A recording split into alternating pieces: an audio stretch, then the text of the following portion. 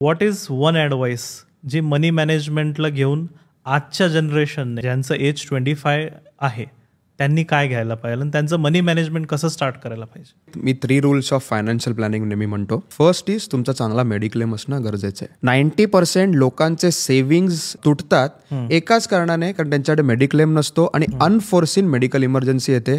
10-15 वर्ष पैसे साठवलेले असतात, ते एका झटक्यात निघून जातात. 25 वर्षाच्या व्यक्तीला 50 लाखाचा मेडिक्लेम वार्षिक 12,000 रुपये प्रीमियम मध्ये मिळतो. दुसरं आहे टर्म इन्शुरन्स. टर्म इन्शुरन्स म्हणजे काय? In case of unforeseen death, म्हणजे असा मृत्यू झाला की जो आपल्याला माहितीच नव्हता होणार होता पण तो झाला, तर त्यांच्या फॅमिलीला, नॉमिनीला एक मोठी रक्कम मिळाली पाहिजे, ज्याला आपण म्हणतो टर्म इन्शुरन्स.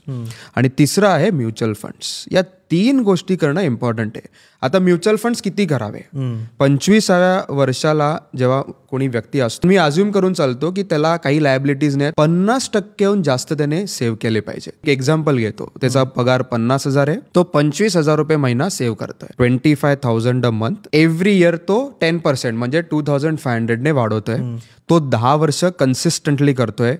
12% CAGR मिळाला तर 75 lakhs रुपीज त्याचे इन्व्हेस्टेड अमाऊंटची व्हॅल्युएशन होते. Huge amount, absolutely huge amount.